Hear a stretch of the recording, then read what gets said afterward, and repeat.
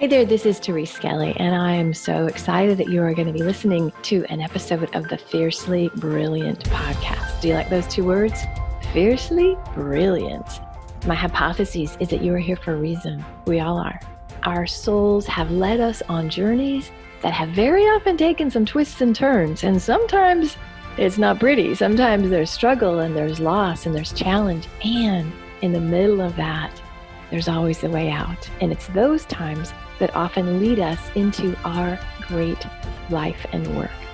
So you're going to hear stories in these episodes of myself and other beautiful people that share the journey. They share how they got to the place where they're standing, working in their brilliance, and being the powerful leaders that they are. So stay tuned and enjoy this episode. Hey, this is Therese Skelly, and I'm so excited that you are here with us for another episode of the Fiercely Brilliant podcast. And I don't know if you can see, but my guest, Catherine, got the memo of the color theme we're doing today. Clearly. So we're clearly doing, the Irish girls are doing gold and yellow today. It doesn't happen often, so I'm like, wow, that was cool. Anyway, so I'm really excited to be here with Catherine Ewing. We go way, like so many years, like we're like the I don't know, the seniors long in haulers. the internet, long haulers. We're the long haulers in the internet industry. And so as I'm thinking of guests for my podcast, Catherine popped up and I'm like, ooh, I want to talk to you, sister. So Catherine, tell us a little bit about what you do and more importantly, what you love about it.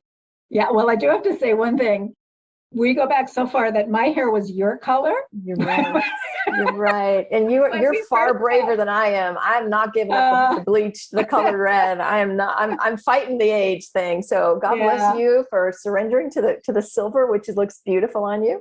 You know what? I was able to pull it off. And so totally. Yeah. And it's so short that one cut is all I needed to tell whether it was going to work or not.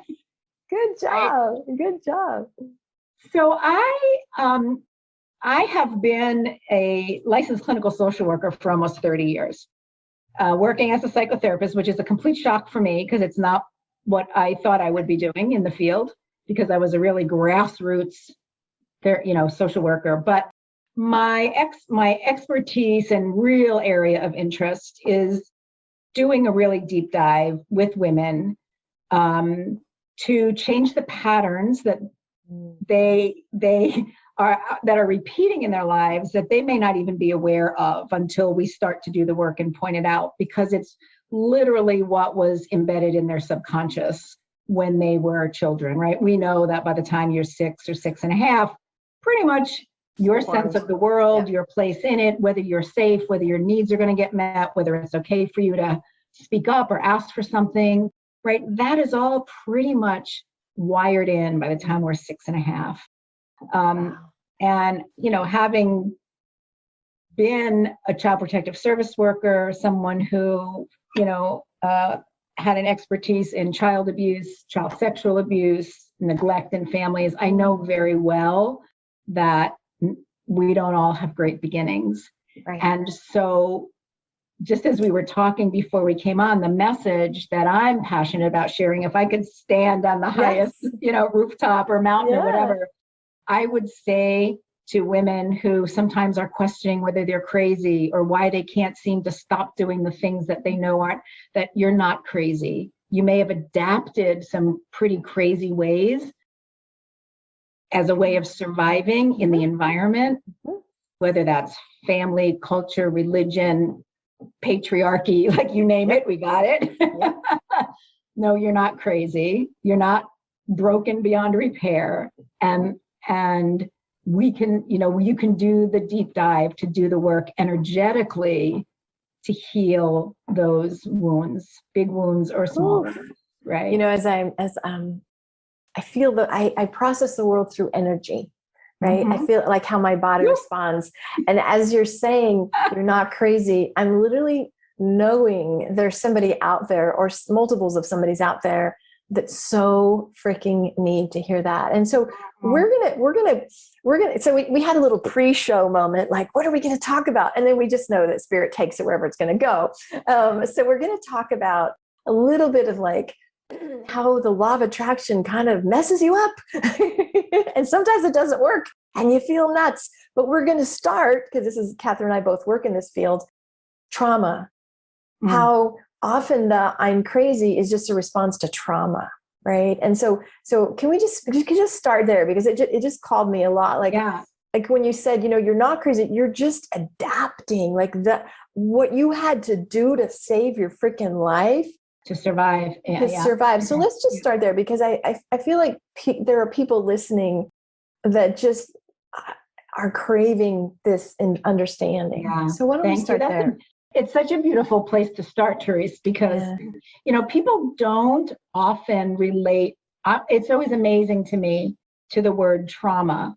They're like, oh, my family was just whatever. And then they go on to describe the things that happened in their family. And but it's normalized. Right. Because when people hear trauma, they mostly think of, whether it's PTSD, like veteran war trauma, or something like a sexual assault or being held up by gun, which I have been twice as a restaurant worker, or a terrible car accident. Like the idea the big of things, the big traumas is like a one-time major incident that turns your life upside down. But it's the little traumas. I call it the big T and the little T traumas. You've probably used that language yourself, where it's the everyday messages that you're getting, what I'm calling the insults to your integrity. I used to hear it when I did Child Protective Services. I brought you into this world and I can take you out of this world, right? And just the messages that we get when our needs are not met on a regular basis, where there's no structure, perhaps in our system, so that we can't depend on anything happening. Children need developmentally, that, right? If we express a need and we're told to shut up or shamed or punished in some way, if we, and girls and boys experience this differently, right? The boys, it's don't cry, don't be a baby, don't be a sissy, you're a pussy, whatever. Girls, it's something else. Don't be too much, don't be needy, be nice. So emotional, right? Yeah. So people, I think it's so important to really let people know that these little insults to our integrity are traumatic. And, in fact, I said this in my TED talk, Dr. Gabor Mate, who says trauma isn't what happens to us, it's what happens in us, within us, as a result of what happens to us. We become more defended, less flexible, right? So our entire nervous system is wired in such a way that we're in that fight or flight, right? That all the time. Sympathetic nervous system, that's our default mode. And so we're easily triggered. We're worrying all the time. We're trying to control the environment. I was just going to say, so we adapt from that. And so the perfectionism, the self-shaming statements, the control, and the need to always be doing for women, doing. The value is in the doing. Right. Women in their 50s, 60s, and 70s saying, I still can't sit down and watch a show from start to finish. I've got to be folding laundry or, jumping up and doing something else in between, finishing the dishes. It's like we don't even give ourselves permission to sit down. I really like how you basically said, because what most people do is, well, I didn't have that, or mine wasn't so bad. But, neglect is just it's worse because it's insidious, right? So we're like, well, like nobody hit me, well, they neglected you. So what we're basically saying is when the parents weren't there for you. And I'll tell you a story. When I used to be a therapist in a substance abuse clinic, I was running outpatient treatment programs. And I was telling this story. So I'm a therapist. I have a master's degree. I went through therapy school. And I was saying to the patients, like, oh, yeah, well, I had an alcoholic family. And in the middle of the night, my parents would wake us up at 3 a.m. drunk. I was 9. And they'd say, when we divorce, who do you want to go with? And I'm just telling this story like it's funny. And the patients were like, oh. And I was like, oh, is that what we mean, that something was wrong with that? Like, I was a freaking therapist. But I was Yeah. so in the story. I mean, what a funny story from my life. And it's hard to see our own shadows. And it wasn't until somebody reflected back the Yes. trauma. And so how do we know? Because I know for me, when I can work with people and say, that's just a trauma response, but of course you would act that way. Of course you would. So how do we sort of help people normalize the crazy, or the way they feel crazy, or because they've been gaslit and told they're crazy, right? So how do we get people to kind of go, of course you would respond that way. God bless you. That saved your freaking life. So where do you start with that? Well, just exactly that. I think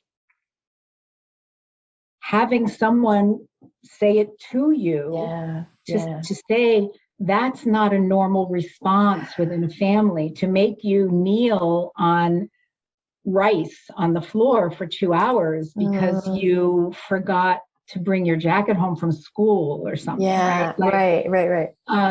Though, because it does become normalized.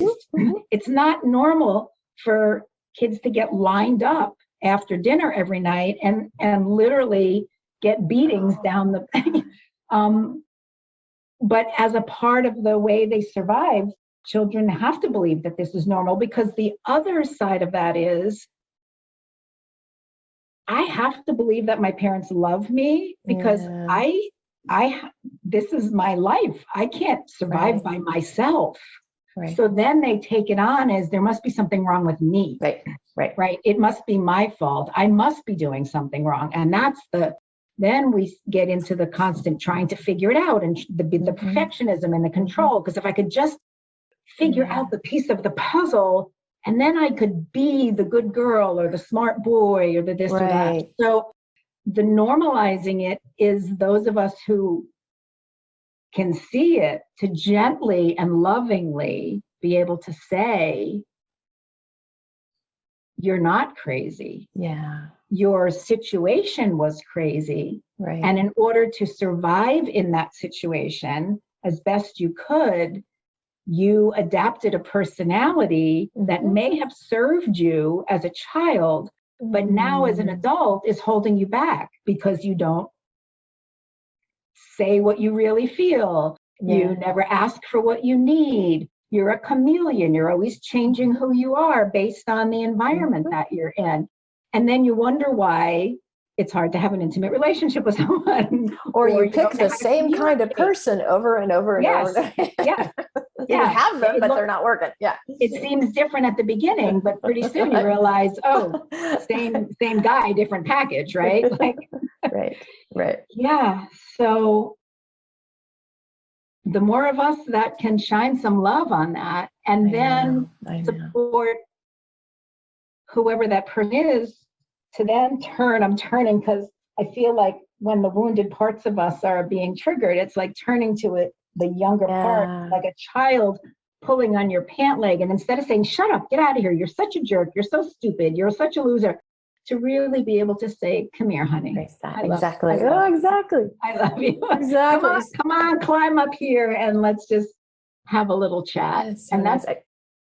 Go ahead. I'm so excited. I love this conversation. I just want to jump in. Self-deprivation, deprivation is one thing, but the self-loathing and the critical self-talk, to really recognize when I'm in that place of feeling out of control or sad or, whatever triggered, whatever you want to call it, that it's a wounded part of you asking for love and acceptance. So some identifiers is you can say, how old do I feel emotionally right now? Because we're sitting in 60-year-old bodies, but if suddenly I'm like, God, this feels just like when I was 9 with my father, ding, ding, ding, ding. Yeah. So that's an indicator, right? Talking to a woman in her 50s yesterday, and we said that not only about one person, but there's someone in her neighborhood who just walks into her house without ever asking, just opens the door, walks in. Her boss, there's so many people in her life. Just and every time I say, so who does that remind you of? I mean, in her case, it's both of her parents, but some of them are her mother's qualities, very narcissistic, no boundaries.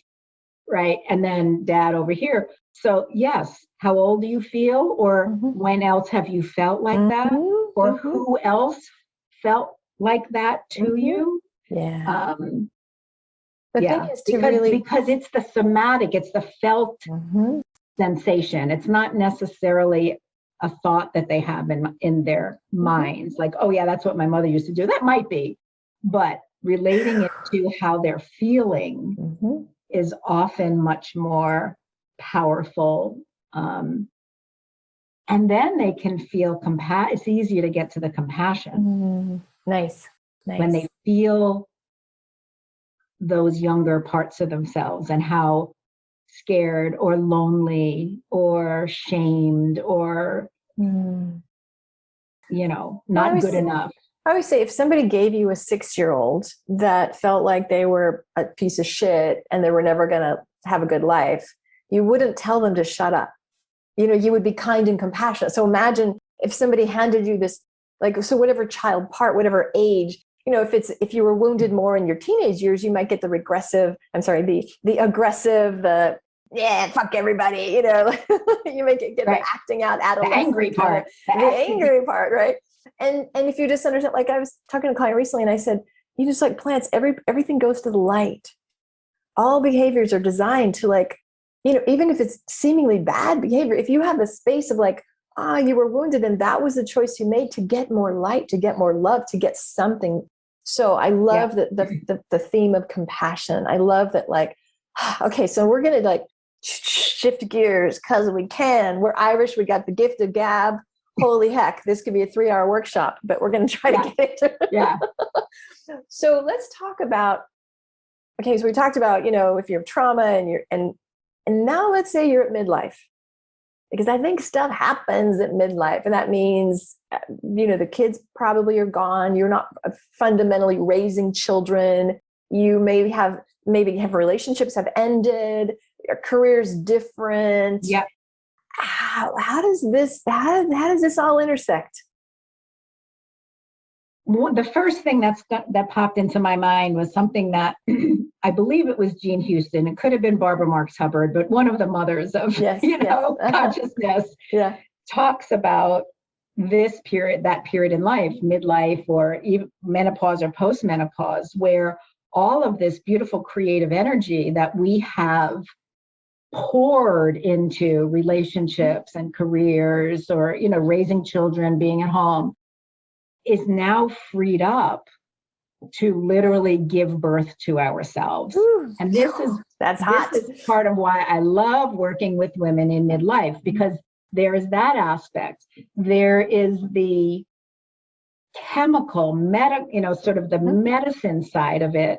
And Dr. Christiane Northrup talks about this, where literally the hormonal changes are allowing us to sort of feel more. So our irritability, it's like, oh, I wonder what that was about. Or juicier. And then just developmentally, we're in a place where being more authentic, figuring out who we really are now that we're not good daughter, good wife, good mother, good worker, good grief. Like, who the hell am I? Right. Yeah. So and the times that we're in. I have found COVID to be an incredible container for going deeper with people. We are really being invited as more and more light comes onto the planet, where everything that's been in the dark and in the shadows, not only of the collective, but individually, is being brought forward, that women are circling around and going deeper to heal things that maybe they thought they had. I dealt with that already, but there's an element of it's not quite complete. It's not quite complete. So there's all of this stirring up in midlife. And especially now when, 60 is 40 or 40. If we're doing midlife, sister, we're like going to live 120. So midlife, this ain't your mother's menopause, right? Or this isn't my boyfriend always reminds me of you're not midlife, honey. Shh, quiet. So let's talk about, I feel like the COVID, this age, by this age, we've had the shit kicked out of us usually, right? We've had losses. I know you've had tremendous losses. We've started businesses. We have like had relationships come and go, and maybe our health changes or whatever. There's so much had addictions. Exactly. Yeah. Lost children. Yeah. Right. So there's so much. To me, the big word in that is surrender. You could choose to just be angry, or you can surrender to what is. So I feel like that's the most important thing. And I think it's the hardest, especially if you have trauma and you're an overachiever that's going to make it happen. God damn it. Or if you've bought into the law of attraction and you're just waiting, you know what I mean? So sometimes we can hustle our way through. Sometimes we can spiritualize our way through. And at the end of the day, you got to freaking surrender.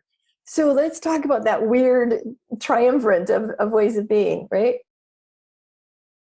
Yeah, I mean, it's, how many minutes do we have? I know. Because the whole, energy, law of attraction, emotional guidance scale, and then, what I figured out after years of trying to make the law of attraction work and realizing something's not happening here was that, if I'm, or anyone is holding on to these lower, denser, heavier energies of fear or worry or blame or shame or despondency or depression or, whatever it might be, there's no way we can attract can't do it right. what we want, because we're literally not a vibrational match. Right. And that's, Therese, when I started putting the law of attraction and tapping together, because for me, EFT is the perfect methodology, if you will, to bring those heavy, dense energies that have been stuck and held in the body to the surface to be healed. And then as we do, we get to move up that vibrational guidance scale. So that's one piece, not exactly like the surrender, but in a way it's surrendering to the energy that we're carrying to let it be released through us. Otherwise, there's just resistance and friction that doesn't allow us to really step in. And then I think just on a deeper level, again, in terms of this awakening process that we're all going through, whether we're consciously aware of it or not, we're all learning to surrender. I think COVID was a big message in surrendering. Here is a worldwide phenomenon that really we can't do a thing about except breathe into it and try to live the best we can as it works its way through. And I know for myself, between having had Lyme and then COVID, so exhausted, so much brain fog, trying to keep working. I just finally hit several walls, a few number of months back now. And I just said, I've got to surrender. I just can't keep doing this. Exactly. And I've given myself I've let my client load sort of organically drop away for a while. I didn't create anything new because I just couldn't. Yeah, it just wasn't happening. I was there. I get it. Yeah. Spent much more time napping, meditation. I mean, I've always been a meditator, but just giving myself permission to just, all I can do right now is go lay on the couch. And what I've found coming out the other side is feeling much more connected, things showing up more spontaneously for me, and being much more creatively inspired with the trick of only working when I mean, obviously I have clients, but in terms of creating new things or programs, when I feel inspired to do it, I do it. I don't hold myself to some rigid schedule or it's got to be out today, because really they're just ideas in my head. Really I'm just beating myself up with these ideas that I have to get something done. But really I want to speak into this, because I feel like if you have a history of trauma, if you come from it has to be perfect, I have to please everybody, you are unrelenting on yourself. You are harsh on yourself. And so clearly, right now, Catherine is demonstrating the before and the after, right? For somebody to be able to say, I don't have the energy And just then there's the trust. Like, okay, God, I always say, God, if I take care of myself, you got to take care of the business, take care of the money. Because what happens is, if we're just fear-based, then we're like on the hamster wheel and we're not listening to our guidance. We're not listening to the place that's screaming for rest or just time out. And we just push and push and push and push. So you don't have to wait till you're 60 to do this one. Don't get old. Don't like, oh, I'm not in midlife, I can't. Practice this. Yeah, practice, no. The earlier you learn, the better. Yeah. And so it's also when you're in fear, Therese, you're contracted and your energy is contracted, right? And you can't create from that place. You can't attract. We talked about not being a vibrational match. Fear is down here somewhere, right? And blame and despair and all of that negative, those heavier, denser energies. And when they're the preponderance of what you're carrying in your energy field, you can't attract the things that you want. Or maybe it'll come in, but it'll won't stay the way you want, or it'll disappear, or so spaciousness. I was just talking with a client before we jumped on, and the word spaciousness came up multiple times in our conversation in various different ways. But I love this idea of both internal spaciousness and then, external spaciousness, whether that means decluttering or letting go of things that are holding old energy in your space. Beautiful. So much to be said. Well, speaking of that, I'm sure folks are interested in following you. And sometimes our guests have Facebook groups or they have freebies. So where do you want to point people? So I think there are two things that I'll mention. One is I do have a Facebook group for women called Divinely Inspired Feminine Leaders. Nice. So please feel free to join me there.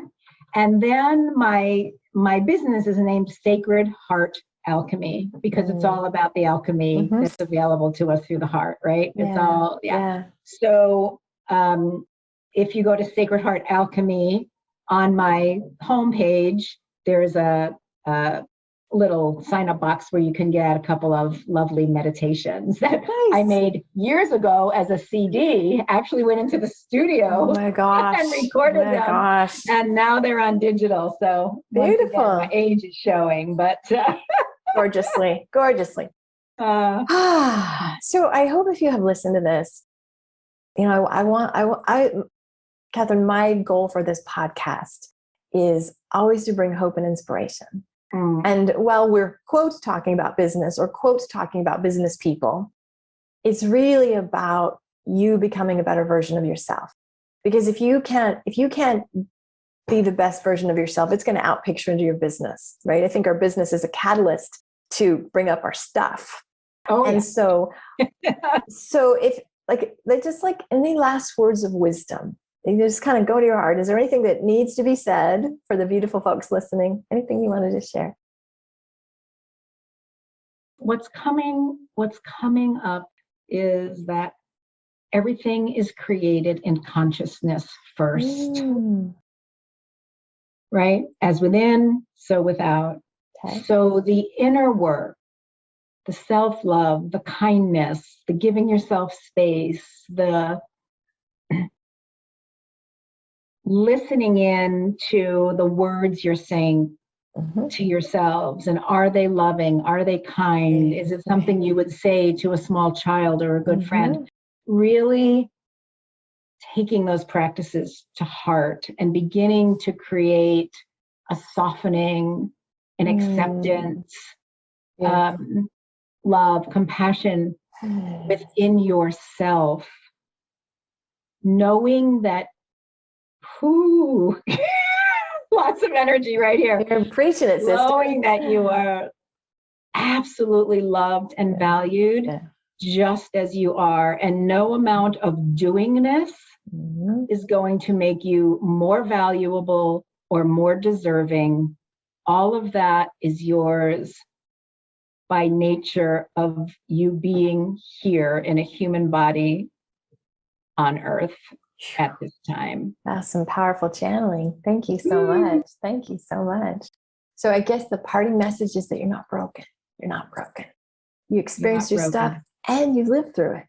And you just got some things that you're carrying that there's always hope. There's always hope. And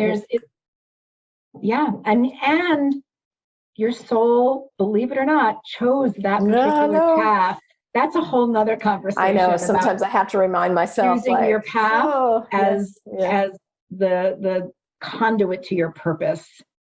And that's I know we are wrapping up, so I won't even go there. But that's just another conversation. Knowing that, living through it, finding your way through it, loving yourself through it, that's beautiful. What we're here to do. Nice. Okay. And if you can't love yourself, because sometimes that is a thing. Like I have a client, I'll say, if you say, what would Therese say to you right now? He'd say, oh, that's very different than what he normally says to himself.